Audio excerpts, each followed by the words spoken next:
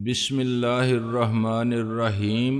گمنام ایرو کے معزز ناظرین، السلام علیکم۔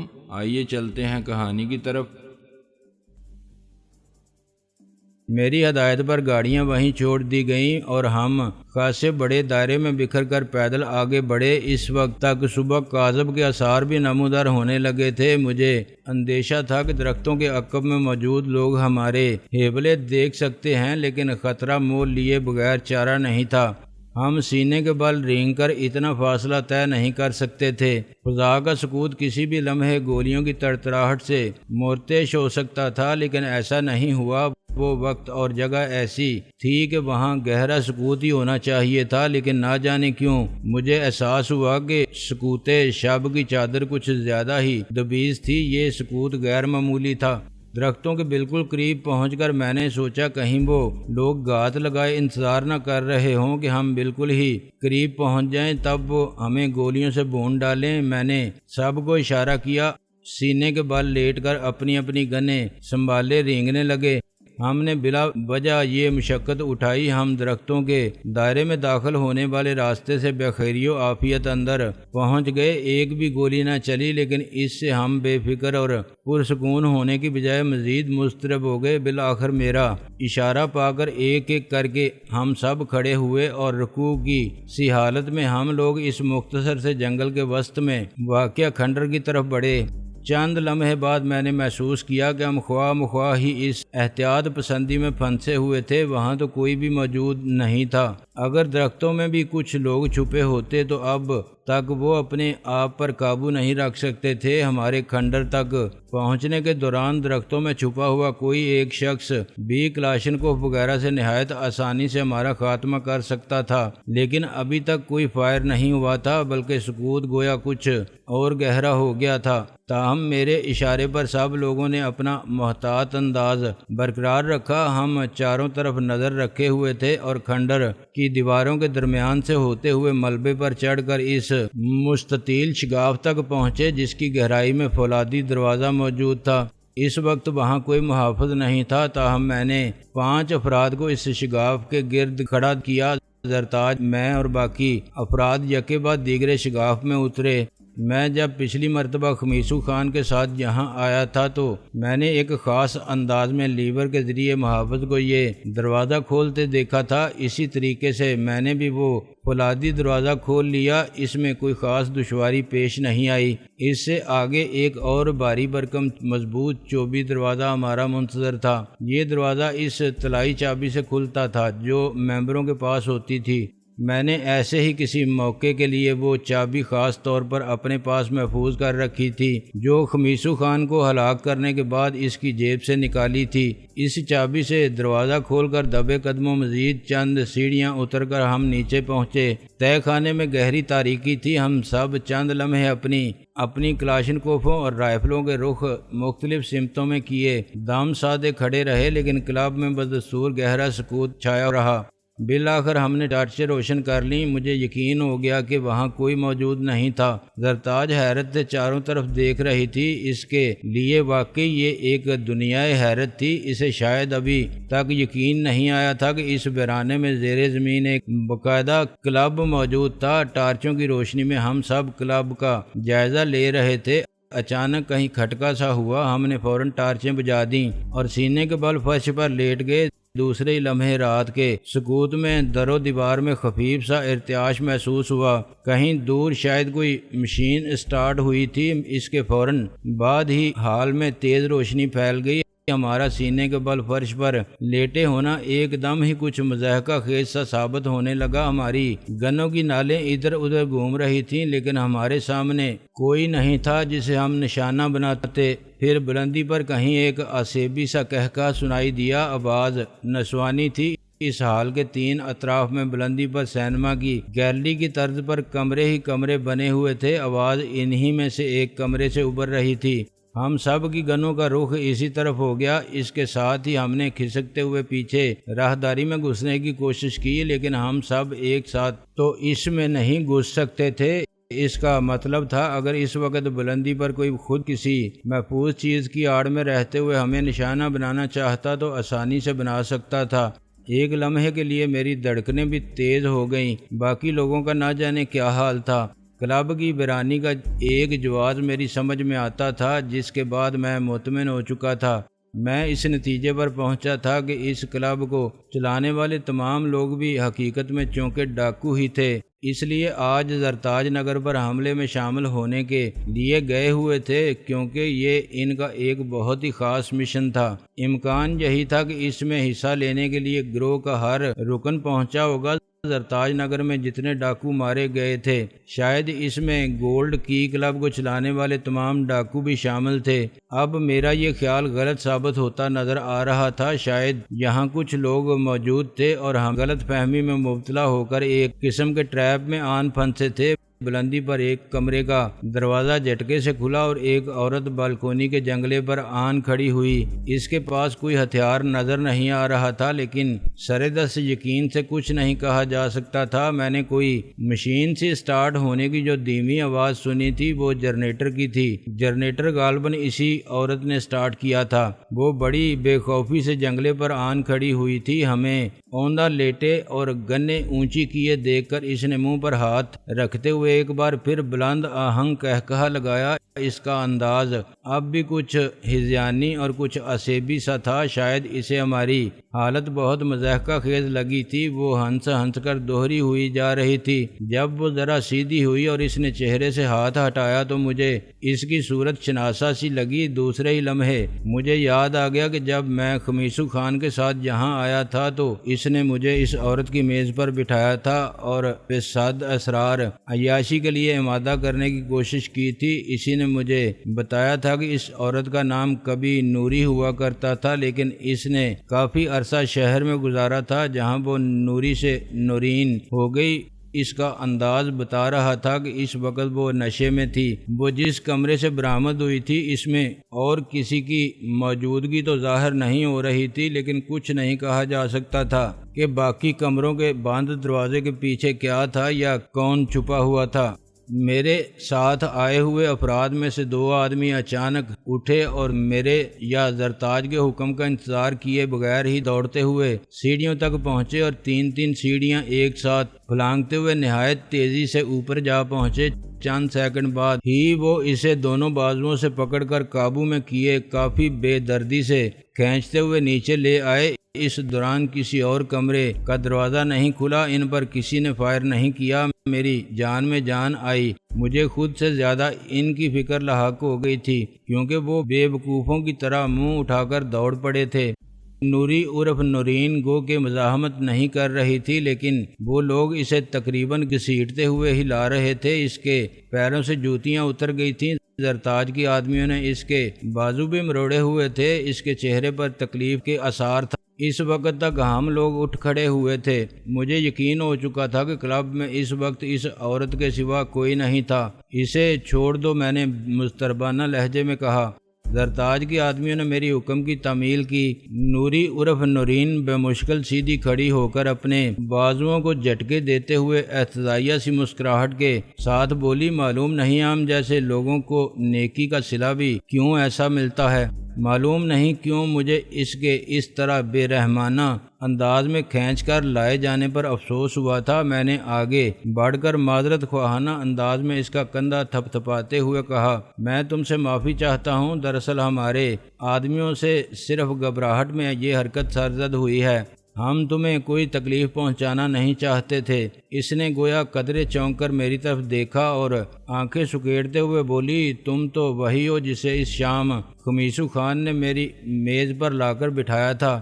اس سے آگے وہ نہ جانے کیا کہنا چاہتی تھی۔ میں نے اس کی بات کاٹتے ہوئے کہا، ہاں میں وہی ہوں۔ مجھے اس وقت ہی اندازہ ہو گیا تھا کہ تم ایک شریف آدمی ہو اور اب تم نے مجھ سے معذرت چاہی ہے، یہ بھی تمہاری شرافت کی دلیل ہے۔ اس نے زرتاج سمیت باقی لوگوں کی طرف بازو لہراتے ہوئے اشارہ کیا۔ ان لوگوں کے بارے میں تو میں کچھ نہیں کہہ سکتی، لیکن مجھے خوشی ہے کہ تم میرے ہاتھوں مرنے سے بچ گئے۔ تم سب کی زندگی میرے ہاتھ میں تھی۔ میرے ایک اشارے پر تم سب کے پرخچے اڑ سکتے تھے، لیکن میں نے اپنے آپ کو ہاتھ ہلانے سے باز رکھا۔ اس کا صلہ مجھے یہ ملا۔ اس نے ایک بار پھر اپنے بازوؤں کو جھٹکا دیا جنہیں کافی بری طرح مروڑا گیا تھا۔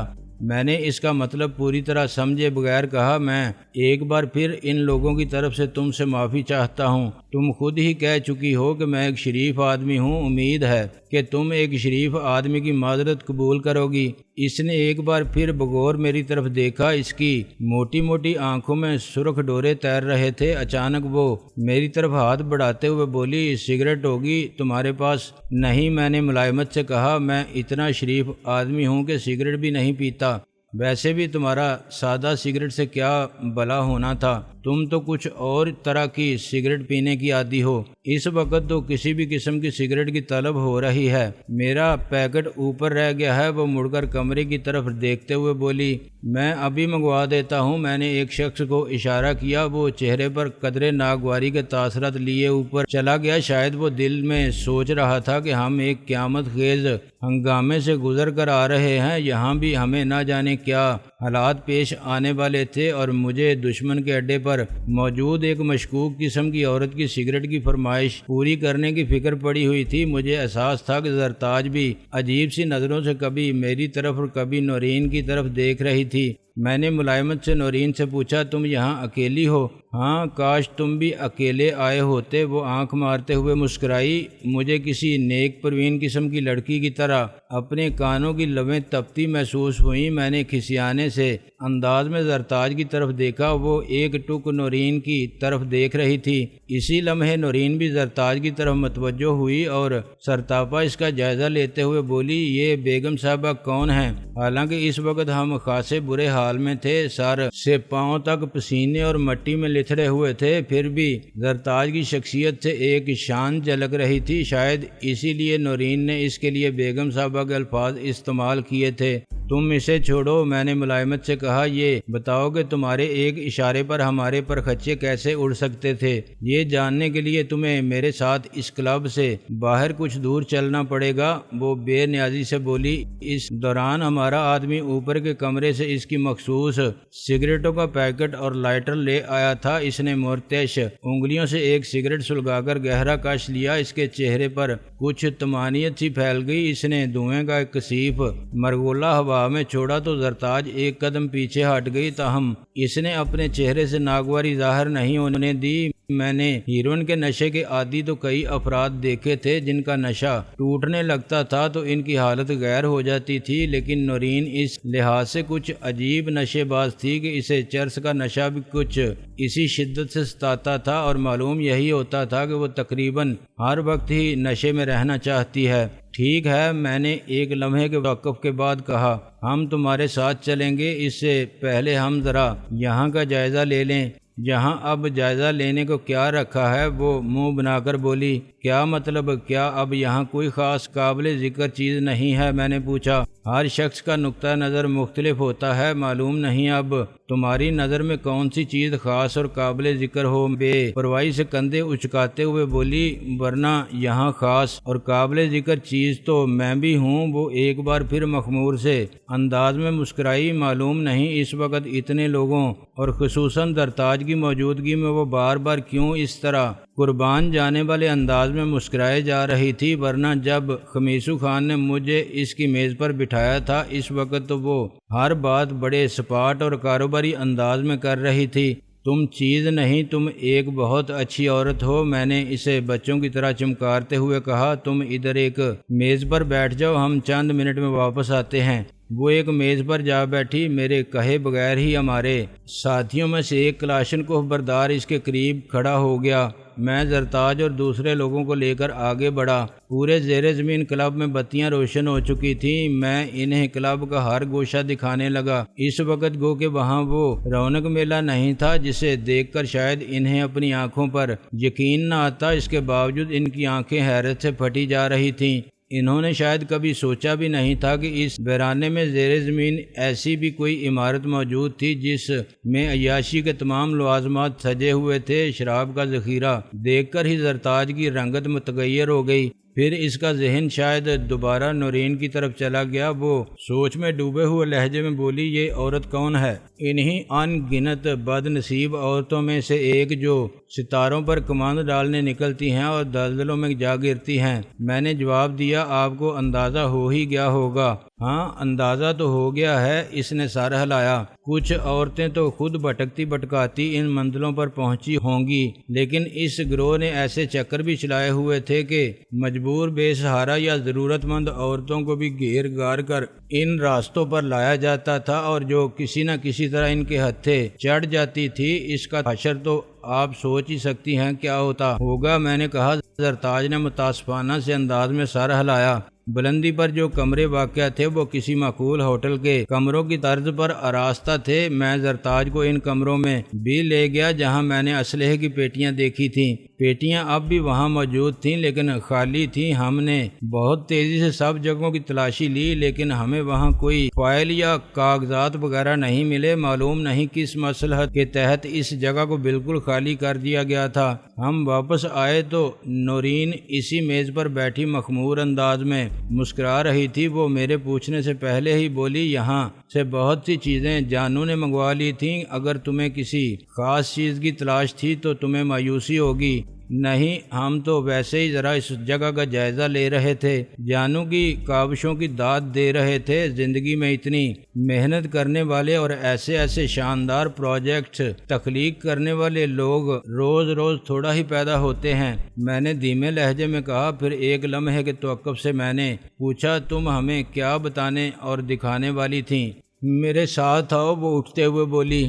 ہم اس کے ساتھ ہو لیے اور جس راستے سے آئے تھے اسی راستے سے باہر آ گئے۔ کھنڈر کے گرد درختوں کا دائرہ خاصے بڑے حصے میں پھیلا ہوا تھا۔ نورین کی رہنمائی میں ہم اس مختصر جنگل سے نکل کر ایک طرف بڑھے۔ تب میں نے دیکھا اس سمت میں ایک جھونپڑی سی نظر آ رہی تھی۔ اس وقت تک صبح صادق کے آثار نمودار ہونے لگے تھے۔ اندھیرے میں روشنی کی آمیزش بڑھ گئی تھی۔ ہم کچھ اور آگے بڑھے تو اندازہ ہوا کہ وہ جھونپڑی نہیں، ایک چوبی کیبن تھا جس کے ارد گرد خود رو جھاڑیاں پھیلی ہوئی تھیں۔ نورین سب سے آگے چل رہی تھی، اس کے پیچھے ہمارے آدمی تھے۔ انہوں نے غیر محسوس سے انداز میں اسے اپنی گنوں کی زد پر لیا ہوا تھا۔ میں اور زرتاج سب سے پیچھے تھے۔ زرتاج سرگوشی میں بولی، یہ ہمیں کسی جال میں پھنسانے کے لیے تو نہیں لے جا رہی؟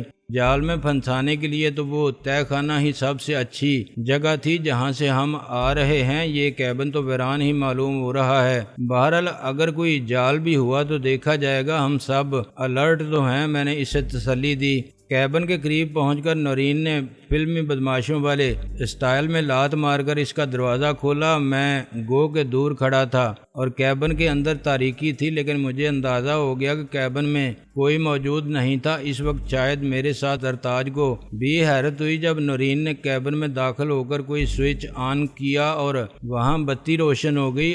اندر لوہے کی ایک چارپائی اور ایک تپائی نظر آ رہی تھی۔ میں اور زرتاج بھی آگے بڑھ کر کیبن میں داخل ہو گئے۔ وہ کچھ اسی قسم کا کیبن تھا جیسے بعض مقامات پر چوکی داروں یا گیٹ کیپروں کے کیبن ہوتے ہیں۔ اس میں بے سر و سامانی کچھ زیادہ تھی۔ تپائی پر ریڈیو نما کوئی چیز رکھی ہوئی تھی۔ وہ وائرلیس بھی نہیں ہو سکتا تھا کیونکہ وائر اس میں موجود تھی۔ پتلی سی ایک تار اس سے منسلک تھی جو کیبن کے ایک کونے میں جا کر غائب ہو گئی تھی۔ واہ، اس ویرانے میں تم لوگوں نے بجلی کا خوب بندوبست کر رکھا ہے، میں نے ادھر ادھر دیکھتے ہوئے کہا۔ اس کیبن سے بھی زیر زمین تار اس تہہ خانے تک جا رہی ہے، وہیں کے جنریٹر سے یہ سلسلہ جڑا ہوا ہے، نورین نے بے پرواہی سے جواب دیا۔ لیکن میں تمہیں ایک دوسرا سلسلہ دکھانے کے لیے لائی ہوں۔ یہ جو تم میز پر ریڈیو سا رکھا دیکھ رہے ہو، مجھے اس کا صرف ایک بٹن دبانا تھا اور پورا تہہ خانہ بک سے اڑ جاتا۔ مجھے بٹن اس وقت دبانا تھا جب تم سب لوگ اندر جا چکے تھے۔ تہہ خانے کے ساتھ ہی تم لوگوں کے بھی پرخچے اڑ جاتے، لیکن تم خود بھی تو وہیں موجود تھیں، ساتھ تمہارے بھی تو پرخچے اڑ جاتے۔ میں نے کہا، احمق، اگر مجھے اس پروگرام پر عمل کرنا ہوتا تو پھر میں وہاں کیوں موجود ہوتی؟ میں تو یہیں اس آلے کے پاس ہی موجود رہتی۔ تم لوگوں کے آنے سے پہلے میں یہیں موجود تھی۔ میں نے بہت دور سے تم لوگوں کی آمد کے آثار محسوس کر لیے تھے۔ مجھے تم لوگوں کی گاڑیوں کے حیبلے حرکت کرتے دکھائی دیے تھے۔ اسی وقت میں جلدی سے جا کر تہہ خانے میں چھپ گئی تھی۔ کاش میرے پاس میک اپ وغیرہ کا سامان ہوتا تو میں چڑیل بن کر تم لوگوں کو ڈراتی۔ آج میرا کسی سے مذاق کرنے کو جی چاہ رہا تھا، برسوں گزر گئے ہیں کہ میں نے کسی سے مذاق نہیں کیا۔ اس مذاق میں تمہاری جان بھی جا سکتی تھی، میں نے کہا۔ جان؟ اس نے احتجاجیہ سے انداز میں کہا لگایا، یہاں جان تو بغیر مذاق کے بھی جا سکتی ہے۔ تمہاری بات کچھ سمجھ میں نہیں آئی ہے، پوری بات بتاؤ، میں نے کہا۔ وہ میری بات کاٹتے ہوئے بیزاری سے بولی، بات کچھ بھی نہیں ہے، بس جانو کی طرف سے کچھ احکامات آئے تھے، سب لوگ ہنگامی طور پر یہاں سے رخصت ہوئے تھے، بہت سا سامان بھی اپنے ساتھ لے گئے تھے، مجھے اس کیبن میں موجود رہنے کا حکم ملا تھا، اس کے علاوہ حکم یہ تھا کہ میں چاروں طرف نظر رکھوں، اس کیبن سے دور دور تک کا منظر نظر آتا ہے، مجھ سے کہا گیا تھا کہ اگر میں کچھ لوگوں کو کلب کی طرف آتے دیکھوں اور مجھے اندازہ ہو جائے کہ وہ کلب میں داخل ہو چکے ہوں گے تو میں اس بٹن کو دبا دوں۔ اس نے ریڈیو نما چیز کے ایک بٹن کی طرف اشارہ کیا، وہ یقیناً تہہ خانے میں نصب کسی ڈائنامائٹ کو ڈیٹونیٹ کرنے کا آلہ تھا۔